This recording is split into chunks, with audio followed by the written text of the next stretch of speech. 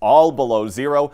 Overnight temperatures, they're even worse than that. And you don't want to get stuck in the middle of nowhere on days like that. The Valley Today's Brian Sherrod joins us live with some important safety tips if you're going to be out and about this weekend. Good morning, Brian.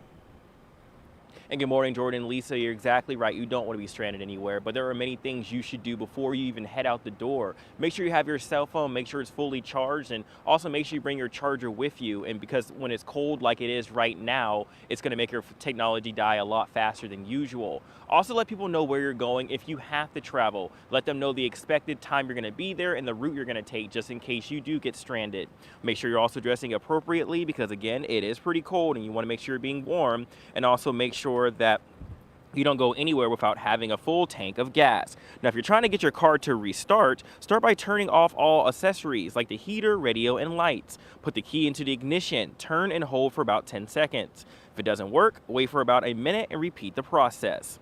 Now, if you're needing to jumpstart your vehicle with jumper cables, park vehicles next to one another. Attach red positive clamps to the positive terminal of the dead battery. Do the same process with the working battery. Now, negative clamps connect to the negative part of the working battery. Then attach other negative to any unpainted metal surface of the dead car. Start with the working car, then give it a few minutes before starting dead battery back up. Now, if you happen to get stranded, one thing I recommend is staying by your vehicles. And as you can see right behind me, we leave our vehicles on because one, we want to stay warm, and two, if we turn it off, it might be harder to restart it after we turn it off. Also, make sure you're not sleeping in the vehicle as well. If you are leaving those cars running, though, and you're not in it, make sure you can lock them, though, as well, so that way thieves can't get in and take off, because that's also a thing that happens when we get this cold and we leave our cars running. But Brian Sherrod reporting live. Thank you. Now, many of us have winter survival kits in our cars, but if you don't, here's what you should know. The Minnesota Department of Public Safety suggests using an empty 3-pound coffee can or similar container with a plastic cover to store these items. Small candles and matches to melt snow and provide some heat. A red bandana or cloth, whistle, and road flares to signal for help. Food that can be eaten hot or cold, like candy bars, hard candy, energy bars, jerky, or canned meat. Pack a cell phone adapter to plug into a lighter.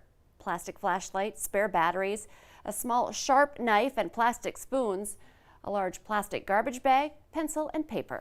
Also have a sleeping bag or blankets and extra warm clothes, maybe a snowmobile suit, along with some heavy boots to keep you warm. Then a 30-foot cord to use as a homing line if you do have to get out of your vehicle. Also have some basic tools and those jumper cables to start your car. Also pack that shovel and some sand or cat litter to get some grit under your tires in case you get stuck. Also have some tow cables or a chain.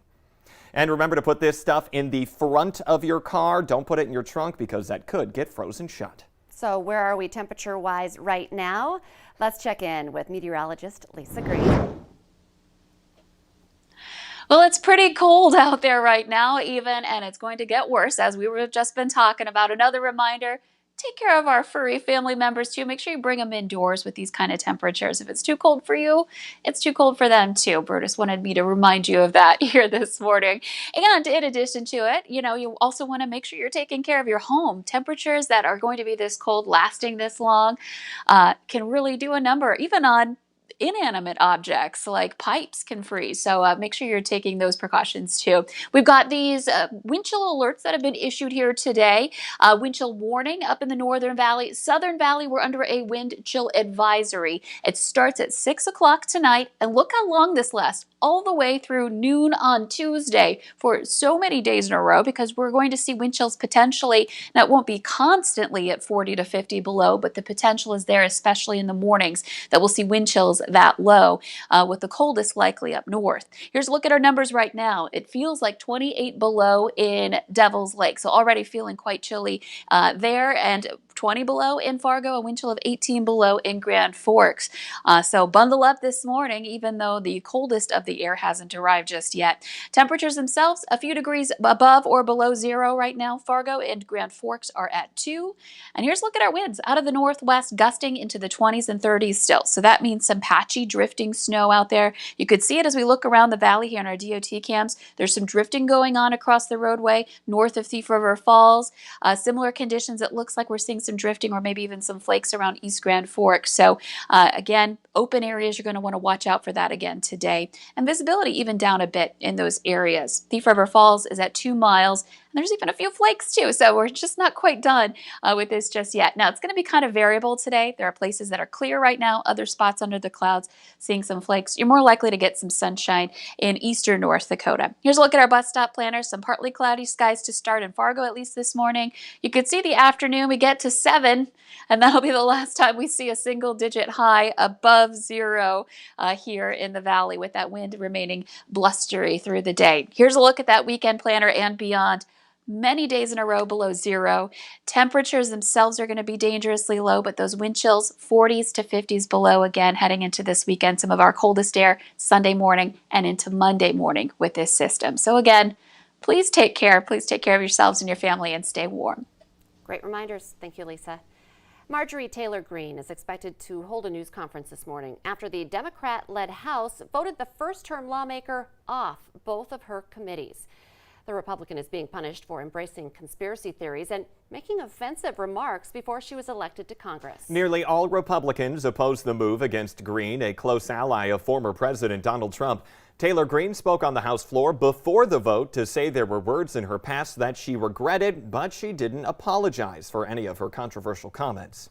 The teenager, suspected of threatening staff at a South Fargo drop-in center, has surrendered to police. 18-year-old Austin Rudell is in the Cass County Jail for terrorizing and burglary. Staff members are at a temporary location and will be for some time after the incident. Many knew Rudell, who had just started coming to the Stepping Stones Resource Center in the 2900 block of South University Drive. Staff who spoke with Valley News Live say that Rudell was at the center Wednesday night and there was some kind of a fight. He then got mad and went outside, then came back with a gun and threatened to use it. When Rudell took off in his car, staff members put the place on lockdown and then called police. Later, police found his car and gun early yesterday morning. Then last night around 5 o'clock, Rudell turned himself in. This isn't Rudell's first run-in with the law. His rap sheet lists about 20 citations and criminal charges, including fleeing, theft, and assault. A 60-year-old Minnesota man is dead after a car-train crash in Otter Tail County. It happened just before 9 yesterday morning. Authorities found a badly damaged pickup truck and the driver dead behind the wheel. There's no word on the cause of that crash, but the victim's family tells Valley News Live they think the lack of safety precautions at that railway crossing is to blame, and they don't think this would have happened if the track had crossarms. Charges are now being upgraded against a Fargo man who was originally arrested for domestic assault. Cody Plumley is now facing murder charges. He was arrested in early December after police went to a North Fargo apartment and found his girlfriend, Kristen Noss, unconscious. She was hospitalized with serious injuries and later died in December. Investigators allege Plumley pushed her downstairs during an argument after she hit him in the head with a frying pan. Minnesota Senate Republicans are countering Democratic Governor Tim Walz's request for security funding for next month's murder trial for the former police officer charged with killing George Floyd. Instead of a $35 million fund, the Republican proposal would target Minneapolis by diverting local government aid from cities that fail to pay for mutual aid assistance. Republicans are pushing back on the governor's proposal, calling it a bailout for Minneapolis failing to adequately fund its police. Police have identified the man suspected of threatening to blow up the Dilworth Police Department. Police say Bradley St. Clair's phone number matches the number that the threats came from, and they're working on getting a search warrant for the phone. St. Clair will likely face charges of making terroristic threats.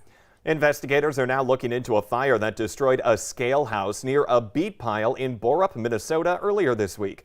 Red River Dispatch says the fire happened just after midnight on Tuesday. The building is on 70th Street North. It's the biggest football game of the season, but Minnesota health officials hope you go it alone this year. They are urging people to reconsider Super Bowl parties this weekend because of the coronavirus. They say people who do gather for the game should at least wear a mask and practice social distancing and avoid some traditional game day foods that are often shareables that everyone has to touch. We now want to get the answer to our question of the morning on Facebook on this Friday morning. Today's question: we spend on average just over 40 minutes a day doing this. The answer: eating, as we're talking about our Super Bowl party menu. I think I spend more than 40 minutes a day eating. If you add in the snacking. Oh, and yeah. And the dinner, I think you could bump that up to 2 hours. Eating's my favorite thing to do in the day. The Today Show and CBS This Morning are just about to start, but the Valley Today rolls on. More live up-to-the-minute news and weather coming up right now on the Fargo CW.